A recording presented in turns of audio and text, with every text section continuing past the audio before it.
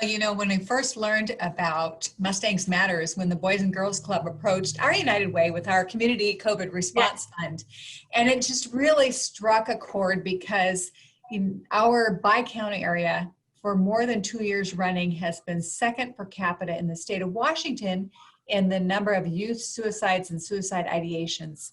And that's just it's scary. And that data, reality, it really led data lags reality. And so that was before COVID.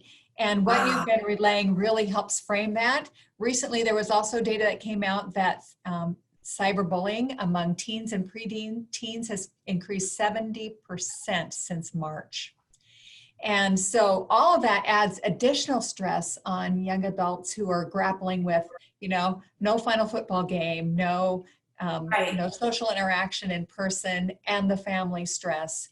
So it's really exciting to see a community pull together with diverse organizations to say, we can do something about this in a way that will resonate with teens and young adults, and they can share it among their friends. And we're excited about how it can just have its own wildfire to combat some of these negative trends.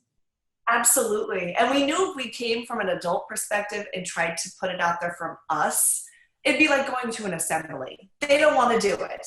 It needs to be led by them. So we meet with them virtually. We ask, what do you want to talk about? And it's been really interesting when they talk about, social media, like you said, the bullying.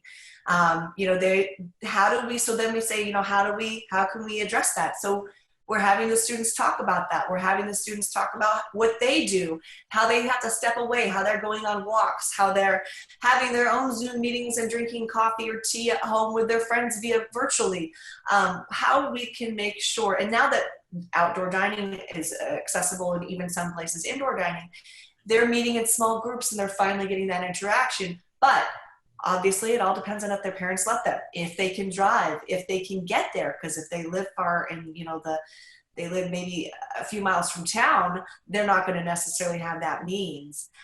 So it's been great to be able to do this. And we do have resources for parents as well on the main website, so that if you're a parent, you can learn how to communicate with your child. So while we have the student-led resources, we also know that change is going to come if we reach the parents as well.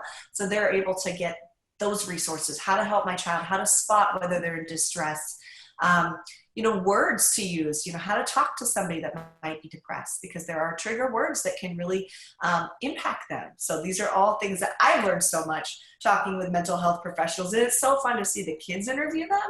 When they interview them, the questions that come up are fascinating. And you're like, oh, I would have never thought about that. So their perspective is really shed light onto what's going on inside their brains. It's the wonderful power of kind of using those who are closest to the issue.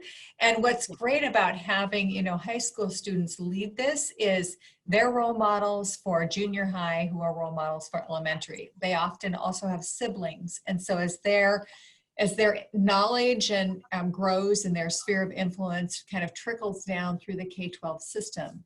Now, as kids are home, sometimes it's home isn't as safe a place as it should be, and they aren't going to school. So it is really helpful to have organizations like the Boys and Girls Club who can really kind of wrap their arms around the community, even for families who don't come and use your services yet.